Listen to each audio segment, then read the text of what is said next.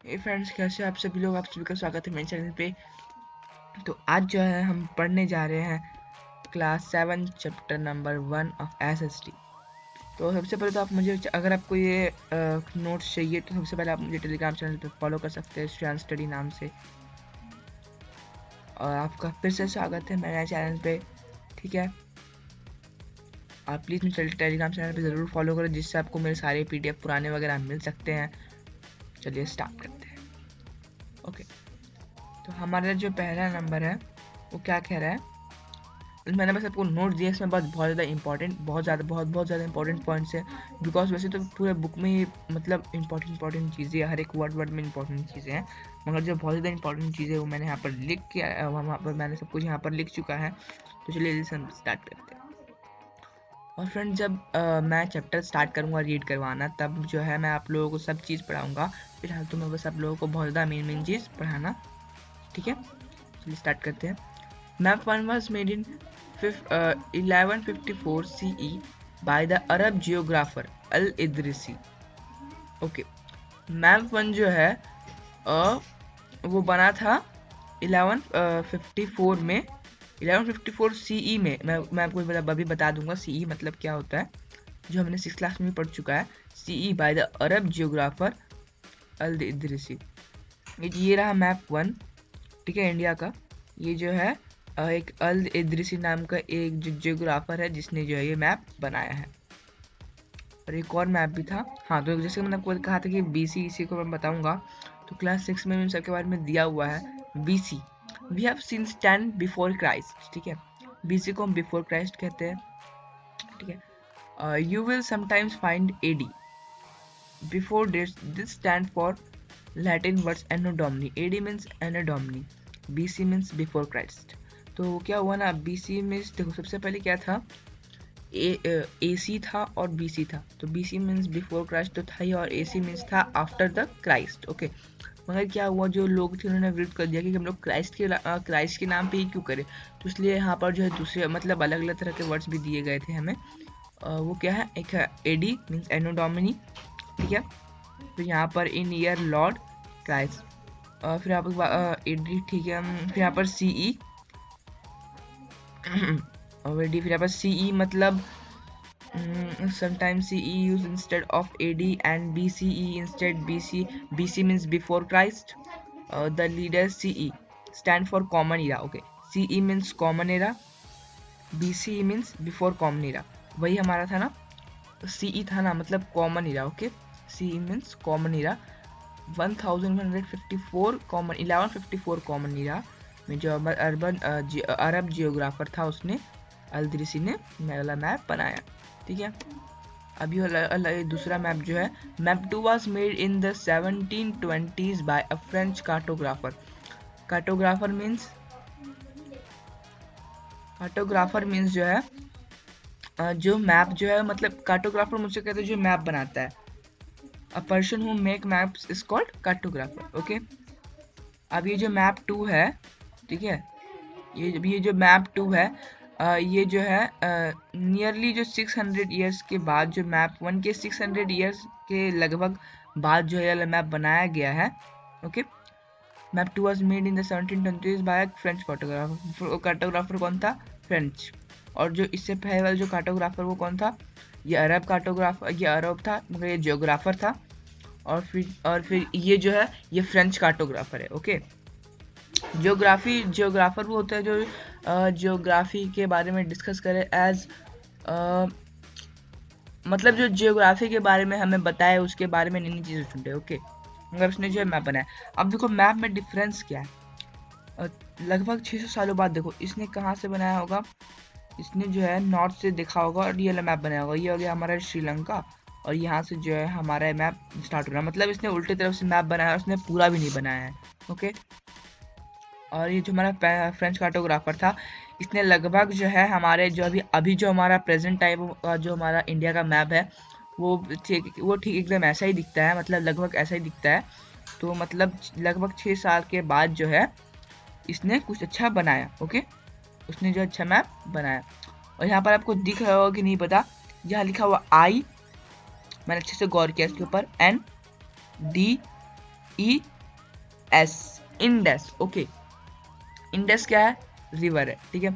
तो Indus river के, तो इससे हमारे 1 मार्क का क्वेश्चन भी बन सकता है कि a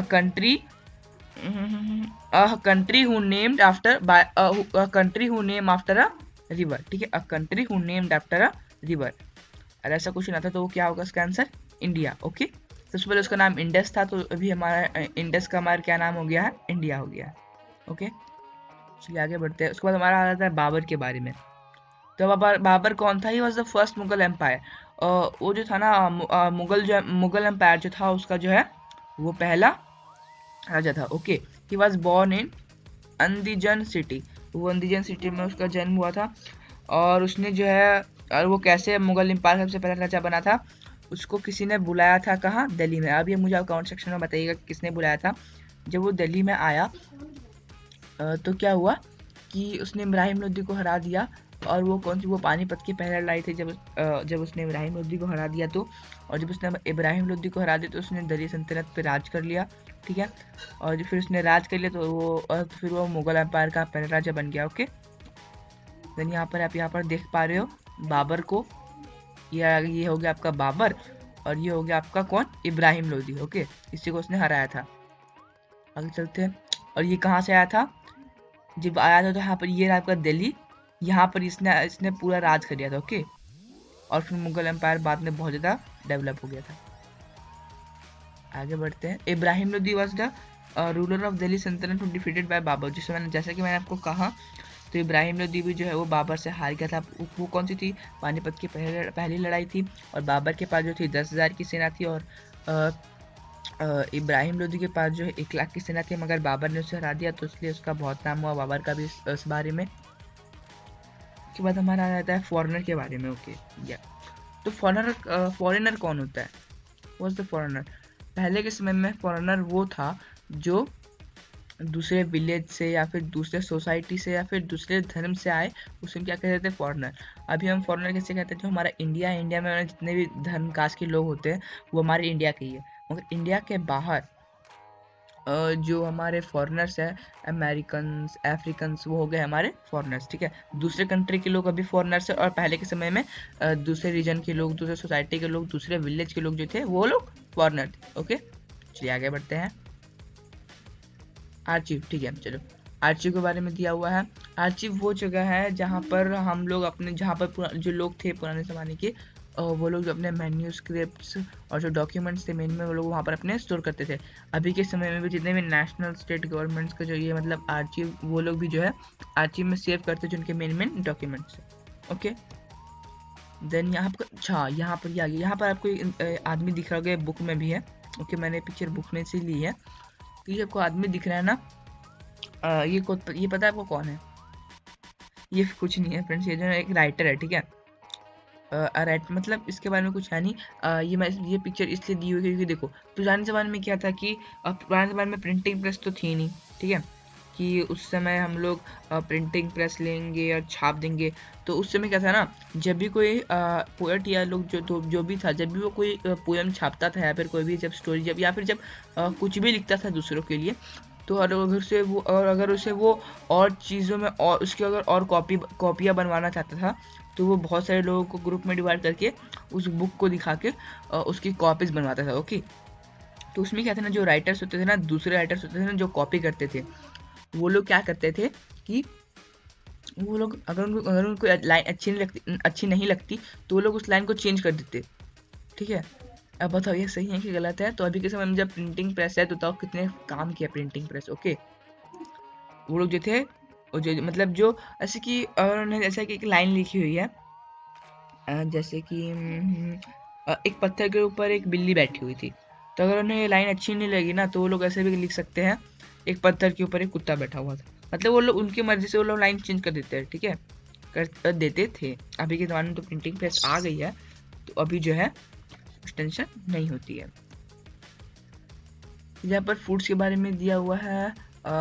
new foods beverages arrived in the subcontinent, potatoes, corn, chillies, tea and coffee. Friends पता नहीं आपको याद होगा कि नहीं, मगर 4th-5th क्लास में जो है इसके बारे में अच्छे से डिस्कस किया गया था कि कौन सा जो वेजिटेबल है वो कहाँ से आया, अमेरिका से आया, अफ्रीका से आया, तो फ्रेंड्स यहाँ पर जो है potatoes, corn, chillies, tea and coffee जो है वो फॉरेन से आई थी, इतना तो आपको भी याद रख सकते हो, ठीक है। जब पर्शियन लोग आए थे ना तब उस समय आए थे, ओके।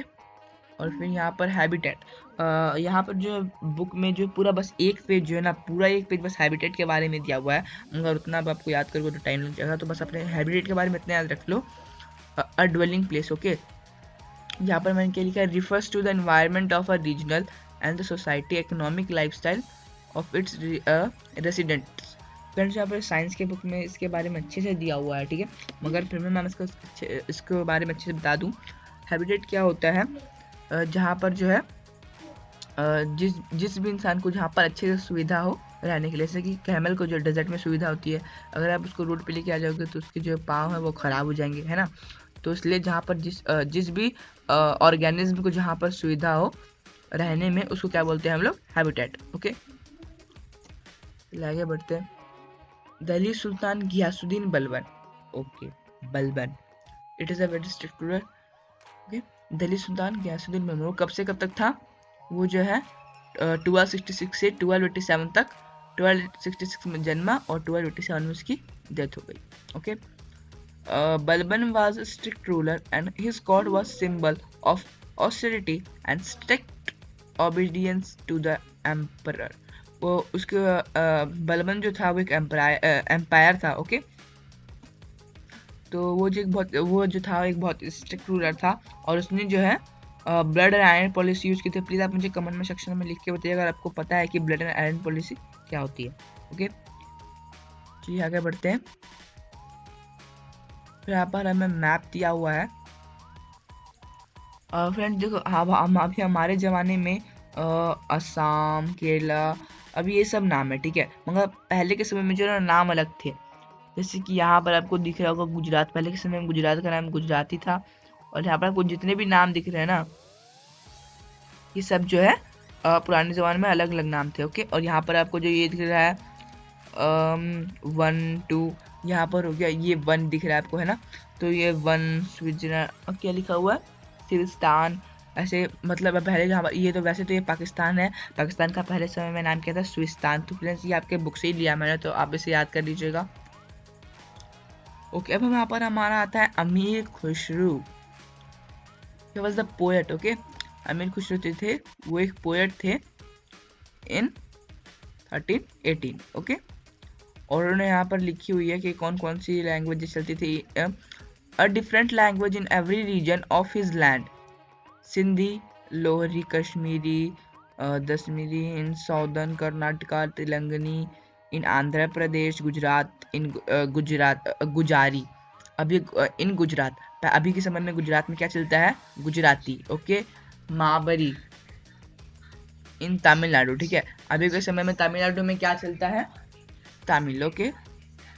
गुजरात मतलब गौरी इन बंगाल, अभी के समय में बंगाल में क्या चलता है, बंगाली, ठीक है, बंगाली पता नहीं क्या चलता था, मुझे भी याद नहीं है।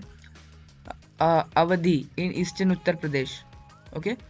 तो यहाँ पर आप इन सबको याद कर लीजिए, ठीक है। और अभी देखो, और कमेंट सेक्शन में मुझे ये भी लिख के बताइएगा कि कौन से समय में पहले के समय में चलती थी और कौन से समय में अभी के समय में चलती है, ओके।